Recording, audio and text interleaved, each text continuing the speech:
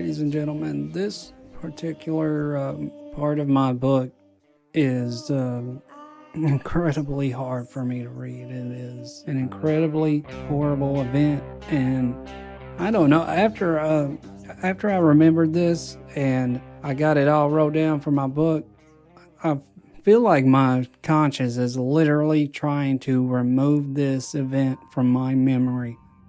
Every time I try to read it, I get pretty emotional. I came up with this idea to intoxicate myself a little bit to tell this part of my series. This is tough to get through this one. So I'm already just shaking up just thinking about trying to read through this. Forgot what I was going to say. Okay, just bear with me here. We're going to get through this. I'm going to do my best. Okay, so here we go. So you're about to hear the last part of chapter 9. It's just about 2 pages, pretty quick. And then we'll go right into chapter 10. And I'll let you know when we're going into chapter 10. So far, I have not left much out. We are getting close to my years of living alone. Right now, I don't have much of a problem staying anywhere by myself. But in my early adult years, I always tried to have someone stay with me. A friend or cousin, the occasional girlfriend, anything to keep me from being alone. Now, although for the most part, I have always been alone. I mean, after all, anyone around when these entities came would be comatose.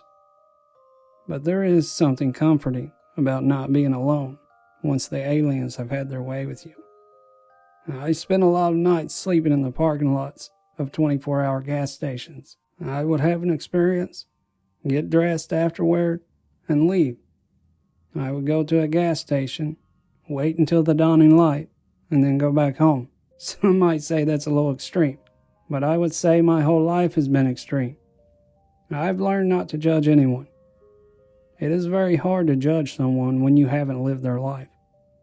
Up until this point in my story, I have been a typical Christian with no real understanding of what that even means. But combining my adult understanding of the Bible with my experiences of extraterrestrials caused me to start questioning things. The God of the Bible and the aliens I've been dealing with do not go together. As a matter of fact, these aliens do not mix with any popular religion. Luckily for me, at the time, there was a so-called Great Awakening on the horizon. But it would still be a little while before the catchy phrases like the New Age or Awakening would catch on. We also had finally started getting an understanding of evolution. To the youngsters listening to this, back in the early 2000s, people were just starting to wrap their head around evolution. The idea of evolution just started getting popular in the 1990s. I remember a conversation I had with my brother Lee while we were working together. I tried to explain to him humans could have evolved from dust particles. This was my scientific explanation of the book of Genesis. I tried desperately to make evolution fit with creation. Lee, being a hardcore Bible thumper, thought that was hilarious. If you can't see by my experiences so far how I could question a supreme being, such as the God of the Holy Bible, you will get a better picture as we go on. Things changed when I got older. I finally understood why adults kept telling me I should try to communicate with my visitors. And it wouldn't take much longer for me to take that step. Alright guys, here we go. Chapter 10. Eventually the brown aliens would be almost entirely replaced by the grays. But during that transition, the browns would take the opportunity to replace outdated hardware. I don't know if it was luck of the draw or some unknown power operating behind the scenes of my life, but until this very day, I have never lived anywhere that has not been next to a secluded area of some kind.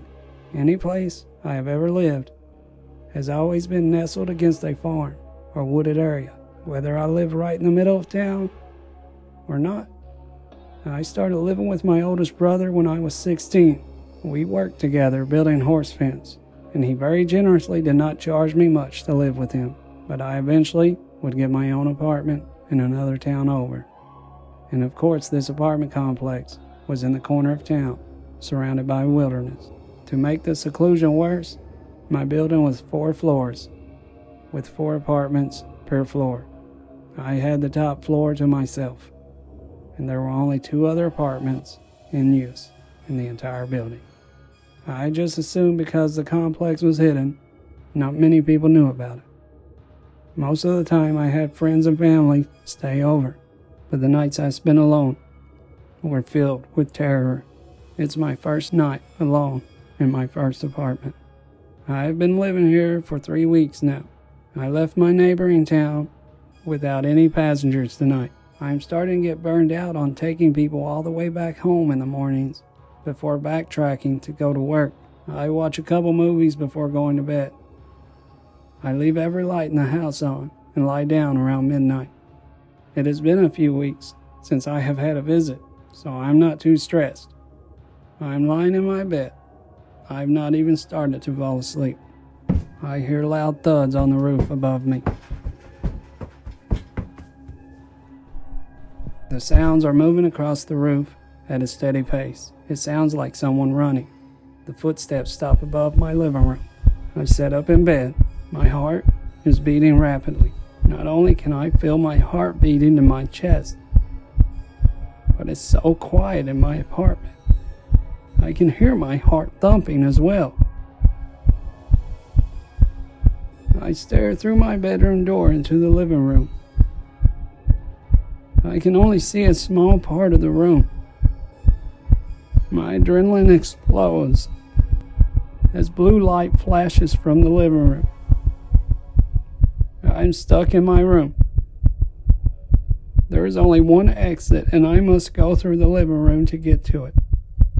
Unless I want to jump out the window of my 4-story apartment. I actually do consider it for a moment. I jump out of bed and slam my bedroom door. Get out of here! I yell, holding the door shut. I have my ear pressed against the door.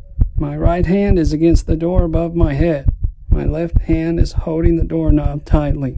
I don't hear anything except my blood pulsing through my head from an overload of adrenaline. After what seems like a couple of minutes, my breathing starts to become regular again. My grip loosens on the doorknob. I think they might have left. A dark object comes into my peripheral vision behind me. I see a brown, 4-fingered hand clasp my left shoulder. At that moment, I lose complete control of my body. I can feel everything going on around me, but I cannot give any commands to my body. I watch the door go out of view as my vision pans to the ceiling.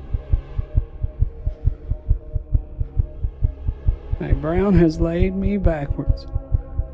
He is floating me backwards effortlessly. I notice he is making room for the bedroom door to open. I move my eyes just enough to see the top of the bedroom door open. 3 large brown heads come in. The Browns are in single file. One comes to my left side, joining the Brown that is holding my shoulder. The other 2 walk to my right. I am levitated about waist high to the entities now. I feel my t-shirt being pulled off. My arms are pulled from the shirt sleeves, and the shirt is left hanging around my neck. I try to just focus on the ceiling and wait for this to be over. I want to think about anything else right now. Now I feel a sharp pain in my lower right stomach. It causes me to look down. The unbearable pain is coming from one of the hands of the entities. The bastard is digging around in my abdomen with no remorse. His fingers are spread out in my abdomen, feeling all around. I feel the Brown's hand stop moving. His fingers pinch down on something. He seems to have found what he's looking for. I watch his hand come out from my side. I can't make out what he's holding. My vision is blurred by my tear-filled eyes.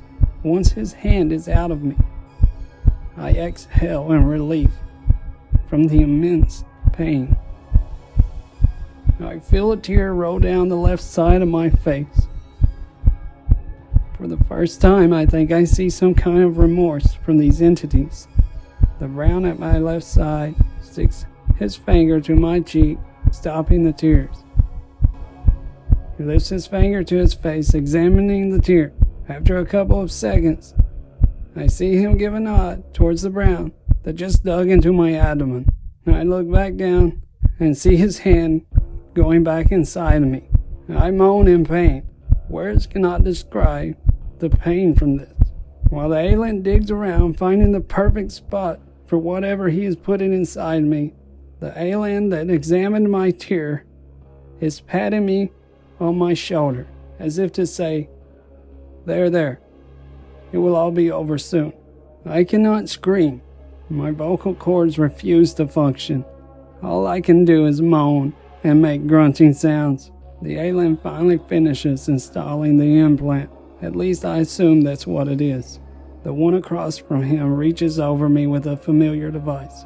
It's a small black rectangular cube. The alien holds the device over my abdomen. I am reminded of Koki's head being repaired years earlier.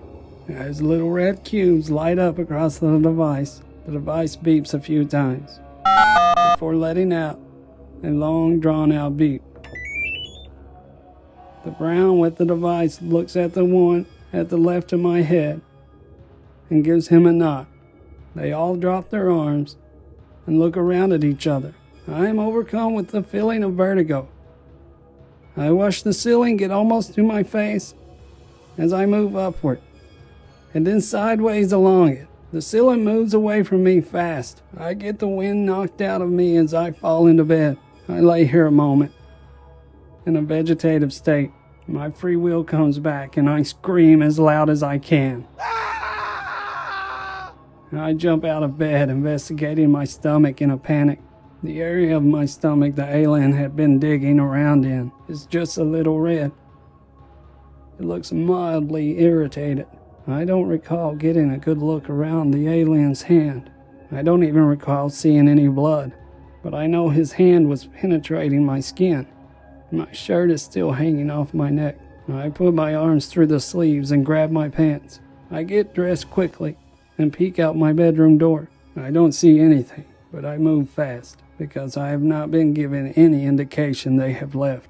I slip my shoes on by the door. Then I lock the deadbolt, leaving all the lights in my apartment on.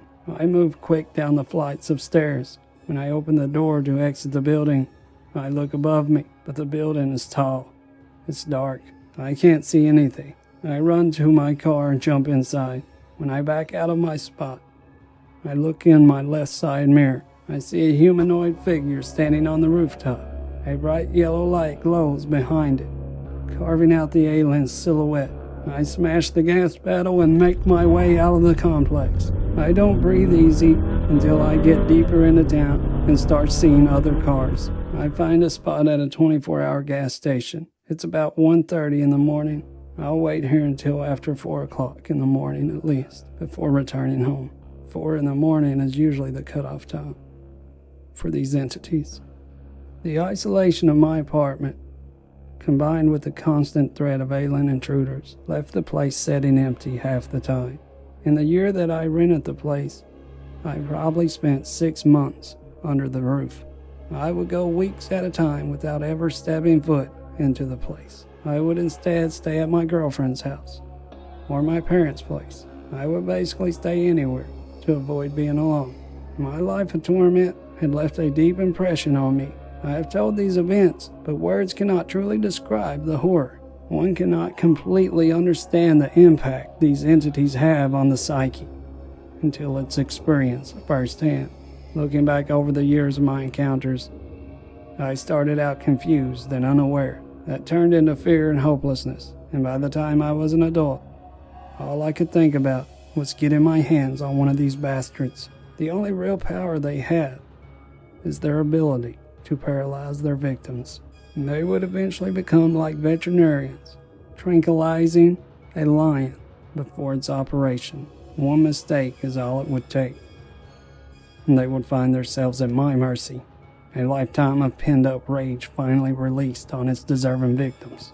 The last time I would see a Brown for several years would leave a lasting impression.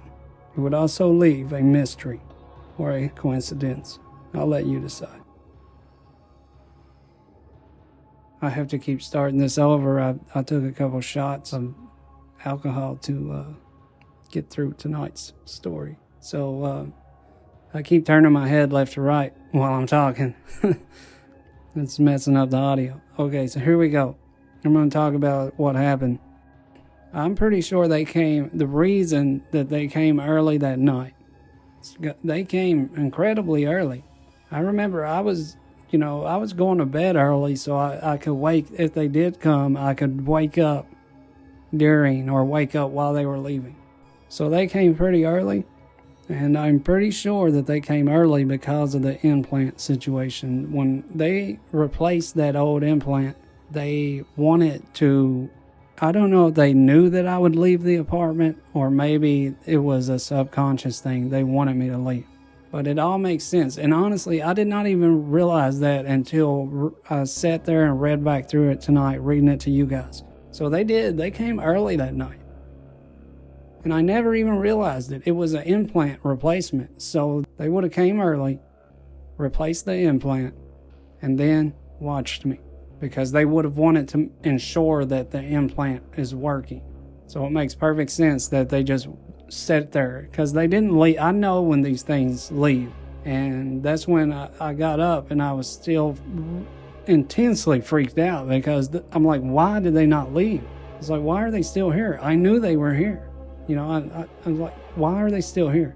It's so weird that it's been so many years and I just now realized that why they came early and why they were still there. They wanted to make sure the implant was working. They wanted to make sure they could track me. I'm pretty sure it's in book 2, but something happens to, this is not the last time we'll hear about the implant, okay? It's not the last time we'll hear about it, but you do know that, I did get the x-ray while writing my books, and the x-ray technician says that there's nothing there. Now, I do have a place on my left arm that I'm very suspicious of. I don't even know how much I'll be able to draw. I don't even know if I'll be able to animate much of that. I don't know what I put in this video, guys, but I just really want to put this part of the book behind me. It haunts me. It really haunts me. It was so incredibly terrifying. After that experience, I hadn't seen Travis Walton's movie, Fire in the Sky. I had not even seen that since I was a little child. And, I keep making all these references about Hollywood for a reason. Now, when we get to book 3, we're going to dive in. We're going to go so deep down the rabbit hole, your guys' minds are going to be blown. But yeah, if anybody has seen Fire in the Sky, and when Travis is on that table, when he's on the table, it is, gives you a good idea of what I went through. You know, I'm not trying to say that my experience was worse than his or whatever. I mean, we don't have a lot of details about that unless you buy his book. Like, I'm making this stuff available for free. I mean, obviously, it'd be great if it takes off and I can have some ad at the end of my videos or something for somebody to support or whatever. But if that doesn't happen, I'm just going to keep right on going. I've got a story to share. But obviously it would be way better if I could get the traction so I could really go into more detail about all this stuff. So I'm sure I'll remember all these topics I wanted to talk about, because the whole time I was reading through there and I was like, oh man, I just wanted to stop reading. I mean, not the experience. I wanted to get through that. Man, it took me forever to get through that experience. You guys don't realize it because I've cut it all out by now. Man, it took me a long time to get through that. And now I'm back. Like, I went through it. It's been about, 30 minutes. I got to get it together, man. That was, and that really gets to me even now, today. I'm going to end this. Thanks, everybody. Thanks so much. I don't know how much detail I put in this video. I just want to get this chapter behind me, okay? And I'm so sorry. I hope you guys are enjoying everything. I've been worried about this part of this chapter for a while now, and I'm just glad to get it behind me. I'm sorry if this video did not turn out great. Come on, guys. Just put anything down there in the comments. Just put, like, great job, bad job. Give a like. I'll tell you what, it really sucks that when I look on there and I see a video's gotten like 50 views, but there's only like 5 likes. It literally just takes the flick of a thumb. Give a like there. A mouse click. Give a like. But thanks, everybody. Like, comment, subscribe, support the channel for free. That's what I'm trying to make all of this possible. Bring it to you on YouTube where you can just watch anything you want for free. That's what I want. I want you to be able to watch it for free. And then if I can eventually put ads on the channel, I'm hoping that I'll be able to put them at the end of videos. So you can let the ad play out if you feel like you want to support the channel. Thanks, everybody, so much for all your support. Everybody who's listening and watching these videos. But if you're right here on YouTube, that's the place to be, because all those other places are just to try and get people to come on over here to YouTube and see the actual story. There's nothing on those platforms that you're not getting on the channel, Mac and Creeps. Thanks, everyone, for everything. I'm so grateful. I really am. I'm having a great time doing this. This was just an incredible, horrible video. This was just a horrible experience that I wanted to put behind us so we can move forward. Thanks, everybody, so much. Ladies and gentlemen, you have been listening to Mac and Creeps. Aliens, monsters, and the supernatural. A true story of a terrorized life.